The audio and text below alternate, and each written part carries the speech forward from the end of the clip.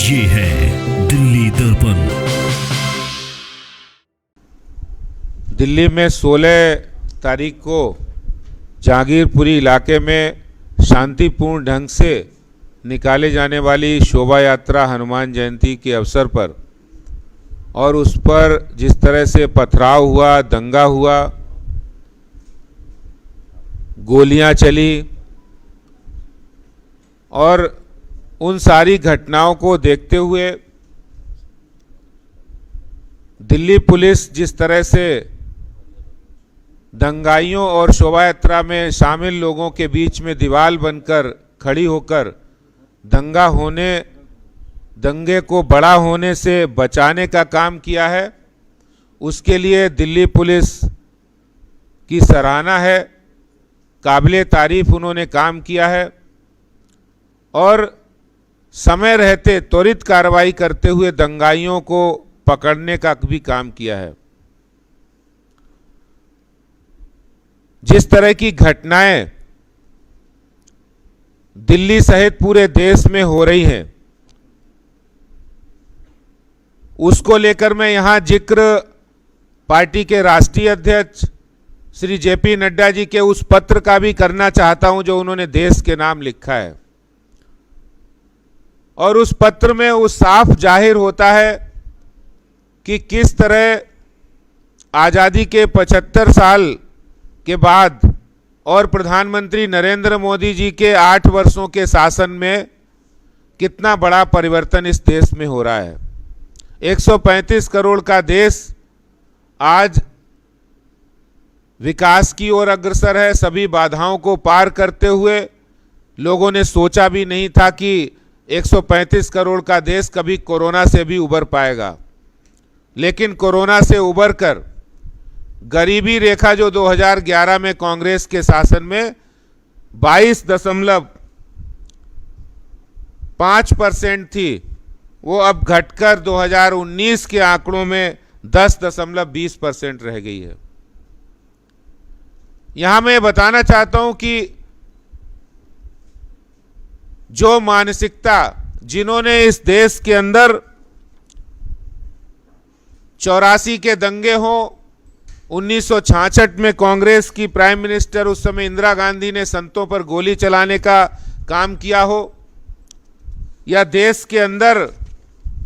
गुजरात हो, मुरादाबाद हो, मेरठ हो, कश्मीर घाटी हो, भागलपुर हो, हुबली हो, एक लंबी फेरिस्त दंगों की, यानी जाति से धर्म के आधार पर जिन्होंने विभाजनकारी राजनीति की है, जनता ने अब उनको एक किनारे आइसोलेट करके खड़ा कर दिया है। आज जो पूरे देश के अंदर दंगे कराए जा रहे हैं, ये बात मैं इसलिए कहना चाहता हूं जो हमारे राष्ट्रीय अध्यक्ष जी ने देश के नाम पत्र लिखा है। और वास्तव में ये पत्र नहीं, एक सच्चाई है कि अब कांग्रेस हो, आम आदमी पार्टी हो, वामपंथी हो, वो आइसोलेट हो गए, क्योंकि उन्होंने देश को विभाजन करके जाति धर्म में बांटकर राजनीति की है, शासन किया है। और अब आज का युवा अवसर चाहता है, आज का युवा बाधा नहीं चाहता है, आज का युवा विकास चाहता है, विभाजन नहीं चाहता है। लेकिन ये जो विभाजनकारी शक्तियां अभी कुछ दिनों से दोबारा से सक्रिय हो गई हैं और उन्होंने देश के सहित देश की राजधानी दिल्ली के अंदर भी इस तरह के षड्यंत्र रचने का काम किया है। आज जब हम लोग पुलिस कमिश्नर से मिलने गए और हमने दिल्ली के पुलिस कमिश्नर साहब से मांग की कि आपने बहुत अच्छा काम किया है, लेकिन 2 एंगल से जरूर आप जांच करिए। और वो 2 एंगल में एक एंगल दिल्ली के अंदर जहांगीरपुरी इलाके में जो दंगे हुए उसमें आम आदमी पार्टी का क्या कनेक्शन है, क्योंकि दिल्ली में नॉर्थ ईस्ट में जो दंगे हुए थे उसमें भी आम आदमी पार्टी के लोग, नेता, पार्षद और विधायक उसमें सूत्रधार थे, उसके मास्टरमाइंड थे। और वही दिल्ली के जहांगीरपुर इलाके में जो अंसार नाम का या और भी जो पकड़े गए, उनके आम आदमी पार्टी से कनेक्शन है, उसकी ग्राउंड रिपोर्ट की जानकारी हमने उनको दी है। बहुत सी ऐसी जानकारियां भी दी हैं जो शायद मीडिया के सामने मैं उनको नहीं बता पाऊंगा क्योंकि वो जांच की हिस्सा है। तो वो जानकारी एक बहुत गंभीर मसला है कि आखिर दिल्ली में जब दंगे होते हैं, जब मर्डर होते हैं, तो उनके पीछे आम आदमी पार्टी के कार्यकर्ता और नेता शामिल होते हैं और उनको आम आदमी पार्टी के बड़े नेताओं का संरक्षण प्राप्त होता है। उस एंगल से भी जांच होनी चाहिए। आज दिल्ली पुलिस के थानों में जो क्रिमिनल लोग हैं, उनकी जब हम लिस्ट निकालते हैं और आम आदमी पार्टी के कार्यकर्ताओं की लिस्ट बहुत मैच होती है। उस एंगल से भी जांच होनी चाहिए, क्योंकि शोभा यात्रा में शामिल एक धर्म के आधार पर ही नहीं बल्कि वो तिरंगा को लेकर भी चल रहे थे। तिरंगे पर भी पथराव हुआ है, पुलिस पर भी पथराव हुआ है।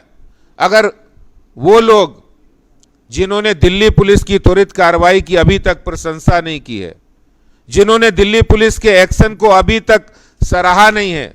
और दंगाइयों की वो चिंता कर रहे हैं कि इसको गलत गिरफ्तार किया है, इसको क्यों गिरफ्तार किया है, तो इस तरह की मानसिकता वही है जो देश के टुकड़े टुकड़े करने वालों का समर्थन करती है, दंगाइयों का समर्थन करती है। तो यहां मैं इस बात को भी कहना चाहता हूं जो हमने दूसरी बात पुलिस कमिश्नर साहब से कही, वो बात है कि इनके क्रिमिनल बैकग्राउंड की, इनके इलीगल एक्टिविटीज की, इनके अवैध धंधों की भी जांच होनी चाहिए। और जैसा कि हमारे देश के गृह मंत्री जी ने पुलिस कमिश्नर को निर्देश दिया है कि दंगाइयों को किसी भी कीमत पर बख्शा नहीं जाएगा, उन पर सख्त से सख्त कार्रवाई होनी चाहिए, वैसा ही दिल्ली पुलिस के कमिश्नर ने भी आश्वासन दिया है कि हमने जांच को बहुत सही दिशा में ले जा रहे हैं। बहुत साउंड तरीके से जांच हो रही है और जो भी दोषी है, जो भी दंगाई हैं, जो दंगाइयों को संरक्षण दे रहे हैं, उन पर भी सख्त से सख्त कार्रवाई होगी। जिस तरह से दिल्ली के अंदर जहांगीरपुरी हो, पूर्वी दिल्ली हो, वहां पर चाहे अवैध गतिविधियां हो, अवैध धंधे हो, नशा के धंधे हो, जो ये लोग कर रहे हैं, उसमें बहुत बड़ा योगदान, बहुत बड़ा उनकी करतूतें, उसमें बांग्लादेशी रोहिंग्या भी शामिल हैं। दिल्ली में 2017 के अंदर हाईकोर्ट के अंदर एक पीआईएल डाली जाती है और उस पीआईएल पर आज 2022 यानी 5 साल के बाद भी दिल्ली सरकार का कोई जवाब नहीं आता है। जो उनका कानूनी विभाग है उसने आज तक अपनी तरफ से कोई जवाब नहीं फाइल किया। ये जो घटनाएं जहांगीरपुरी में हुई हैं उसमें बांग्लादेशी रोहिंग्याओं का भी कनेक्शन की जांच होनी चाहिए, ये भी बात हमने कही है। और इसलिए मैं आम आदमी पार्टी सरकार से, जो उन्होंने दिल्ली में बांग्लादेशी रोहिंग्याओं को यहां पर संरक्षण दिया है, और संरक्षण कैसे दिया है आप और हम सब जानते हैं कि जहां बांग्लादेशी रोहिंग्या आते हैं वहां इनके विधायक, इनके पार्षद, इनकी सरकार का पूरा अमला उनको कैसे फ्री में राशन दिया जाए, इसलिए उनका राशन कार्ड बनवाना, कैसे उनको फ्री में बिजली दी जाए, फ्री में पानी दिया जाए, उनको कनेक्शन दिए जाए, इसमें जुट जाते हैं। ये वोट बैंक की राजनीति आम आदमी पार्टी जो कर रही है, ये रोहिंग्या और बांग्लादेशियों को जो संरक्षण दे रहे हैं उनको दामाद की तरह यहां पर खिला रहे हैं, पिला रहे हैं, इसके लिए भी हमने उनको जानकारी दी। इस एंगल से भी जो आम आदमी पार्टी सरकार कर रही है ये भी एक जांच का दायरा है। और इसके साथ ही साथ